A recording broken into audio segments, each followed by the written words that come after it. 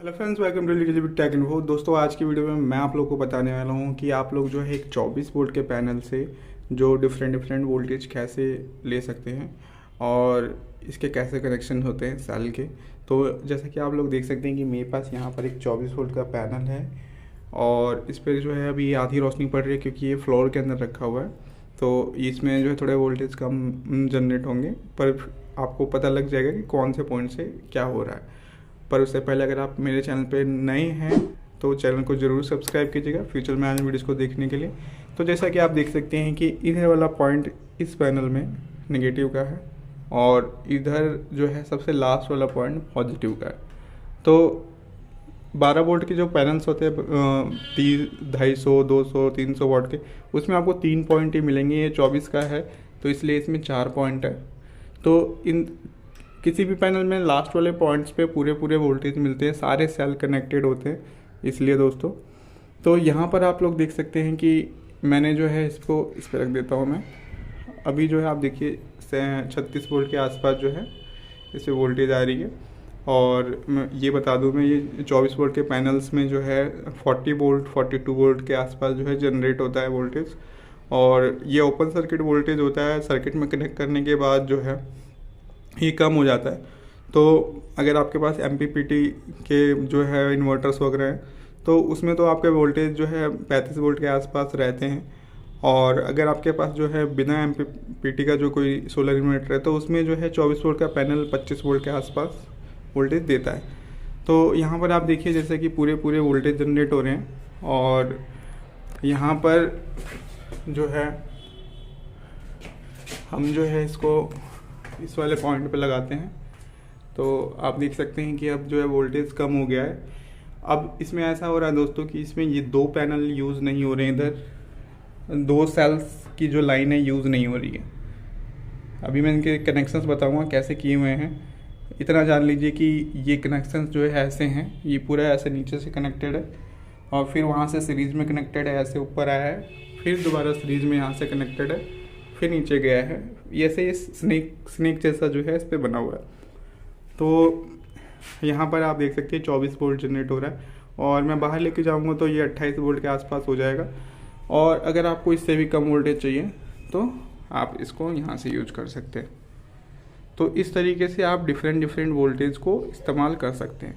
आप चाहें तो इसमें से जो है 12 वोल्ट, जैसे कि अगर आप इस वाले पॉइंट पर एक वायर जोड़ दें तो आप इन दोनों सेल्स को यूज़ कर रहे हैं, बाकी 4 सेल यूज़ नहीं हो रहे हैं दोस्तों, ध्यान रखिएगा ये बात।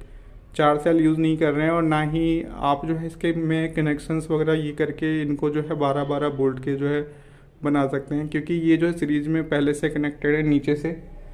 अगर कनेक्शन कहीं से आप ब्रेक कर सकते हैं तभी के तभी आप 2-3 सेल को आपस में पैरेलल कनेक्ट करके पूरे के पूरे जो है सेल्स को इस्तेमाल कर सकते हैं, अदरवाइज़ नहीं कर सकते।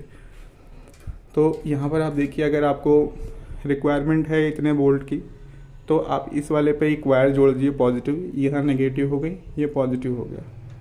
तो जैसे ये वायर है इसको रहने दीजिए, यहाँ पर एक्स्ट्रा वायर जो है कनेक्ट कर लीजिए, ऐसा कोई 4 mm का वायर, और आपका ये यूज़ हो जाएगा। और दोस्तों ऐसा नहीं है कि ये जो है ये ही निगेटिव है।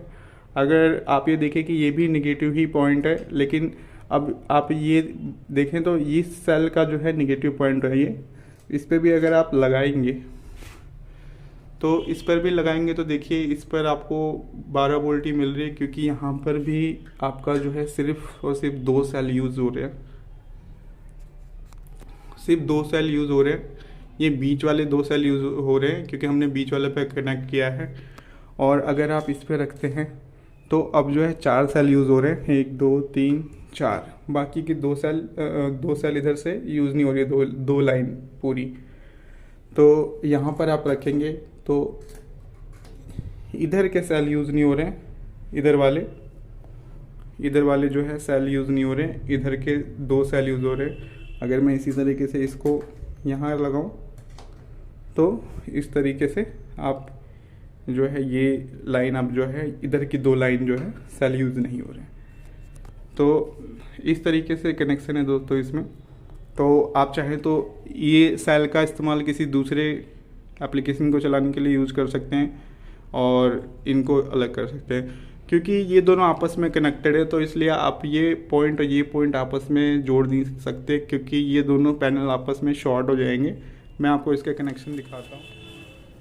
तो दोस्तों मैंने यहाँ पर जो है रफ सी ड्राइंग बना ली है सोलर सेल जैसे कैसे कनेक्टेड है सोलर पैनल्स में।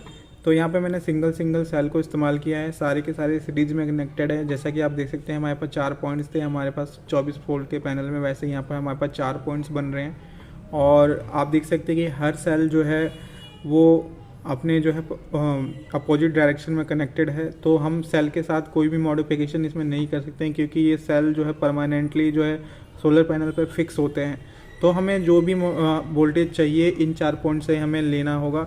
हम किसी भी सेल को अगर हमें पैरेलल को मान लीजिए कि हमें कनेक्ट करने होते तो हमें इस सेल को पलटना पड़ेगा। अगर हम ऐसे कर देंगे जॉइंट तो ये 2 सेल जो है आपस में शॉर्ट हो जाएंगे। तो इस तरीके से हम किसी भी पॉइंट को आपस में शॉर्ट नहीं कर सकते हैं। हमें जो भी है यूज़ करना है इन 4 पॉइंट से यूज़ करना है। आप एक बार में या तो 2 सेल्स की लाइन को यूज़ कर सकते हैं, या तो 4 सेल की लाइन को यूज़ कर सकते हैं, या फिर पूरे के पूरे 6 सेल की लाइन को यूज़ कर सकते हैं।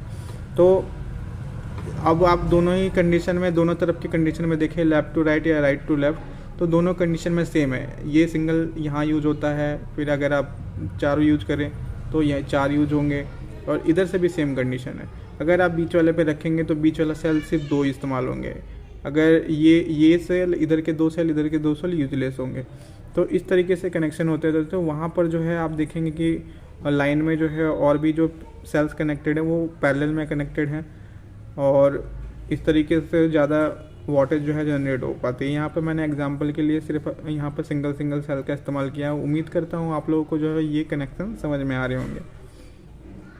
तो दोस्तों कोई भी आप लोग का क्वेश्चन है तो आप लोग कमेंट बॉक्स में कमेंट कर सकते हैं। मैं जल्द से जल्द आप लोग को रिप्लाई करने की कोशिश करूँगा। और वीडियो पसंद है तो लाइक कीजिए, चैनल को सब्सक्राइब करना बिल्कुल मत भूलिएगा। आज की वीडियो में इतना ही। Thank you for watching.